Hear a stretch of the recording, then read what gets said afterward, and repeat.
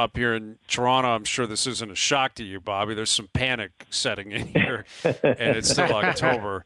They're 1-3. They got the new coach. Darko came in. I think he infused a lot of positivity, a different energy.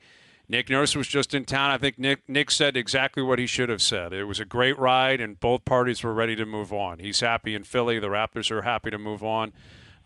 But they won that first game, and now they've lost 3 in a row. It was a massacre the way that game ended in Chicago. Just a disaster the way it played out. They get smoked by Philly, and last night that Portland team's terrible, and they're on the back end of a back-to-back. They come in here and beat the Raptors. Their half-court offense, non-existent. They have no depth coming off the bench, yet they want to commit to more bench minutes. It's not good at 1-3. I mean, can you spin this positively? Is there anything you can tell an audience up here in Toronto that will allow us to take a step back and say, you know what, it's only 4 games, and it's going to be all good in the end? I guess I could say that the East outside of Boston is pretty open. I mean, Milwaukee certainly is up there. I guess there's a lot of one. I guess Miami's 1-3 and Brooklyn's 1-2, and you've got Orlando and Indiana sitting up there too. I felt pretty good about. I know you won the Minnesota game, and then I felt pretty good watching Chicago game until like the 4-minute mark, and then it was just like, what in the heck? It's crazy just because it's like. And I don't want to say dumb, but it's just like the low basketball IQ on some of the things that, Chris fouling DeRozan after Chicago was like 7 for 36 from 3, right? Like, it's just like some of the stuff that happened at the end of that game. And then, certainly Philadelphia comes in and Maxey and Embiid really play well, but I just thought last night was really inexcusable. I mean, there was a point where before that game, I was looking at Portland's schedule, and I only did this because in New Jersey, we hold a dubious record, I think, starting the season 0-18. And I'm thinking, like, well, wait a minute, can this team actually break that record? You go through the schedule here, and then to go in there after them playing in Philadelphia, Toronto's off the day before, and shoot 4 for 29 from 3 and let that team come in and beat you was really just inexcusable here. And so I'm not ready to sound the panic buttons, but I'm interested to see where this team is after 15 games. I mean, I usually say December 15th because that's closer to when most players can be traded.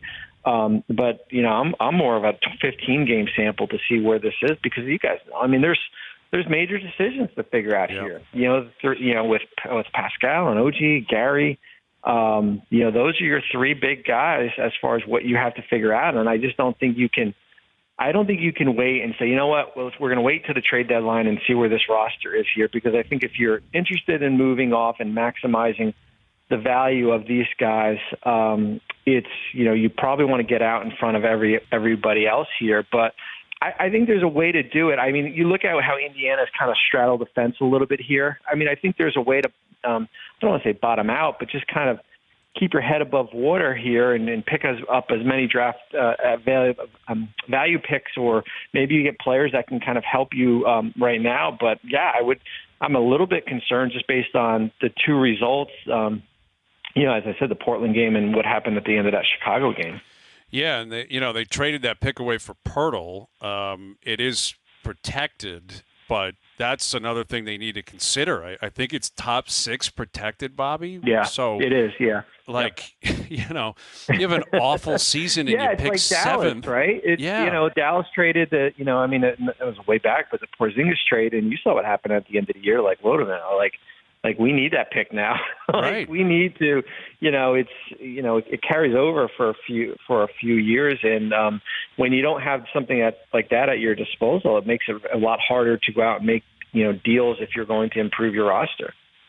When you look at the Toronto Raptors and just look at this team, I mean, it's a star-driven league, correct? And if you look at the Raptors, like, do you believe that Scotty Barnes has a chance to be a top-tier star? Does Grady Dick, everyone on that team, you mentioned that you were naming off names earlier, the Trent and guys like that. They're good players, but I don't think they're superstars. Do those youngsters at least have a chance to be, cornerstone pieces that the Raptors can build around?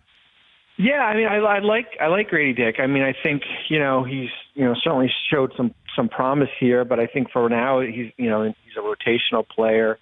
I think Scotty has played, better than what we saw last year. I thought last year was a struggle. I just think it's a matter of you have a lot of good individual talent. Now it's a matter of just kind of getting it all to fit. Schroeder is interesting just because he's been on so many teams. He's just kind of almost like a hired gun where he goes from team to team, and you got him for a few years here. And you're right. I mean, it is a star-driven league. I mean, I look at what happened in Brooklyn after post Durant and Irving and Harden, where they've got a lot of guys that play hard, but playing hard gets you to 42 wins. I mean, that's the reality of it. Playing hard doesn't get you a closer to finish out games here. And I think, Masai and Bobby are going to have big, questions to ask as far as, where the direction of this team goes.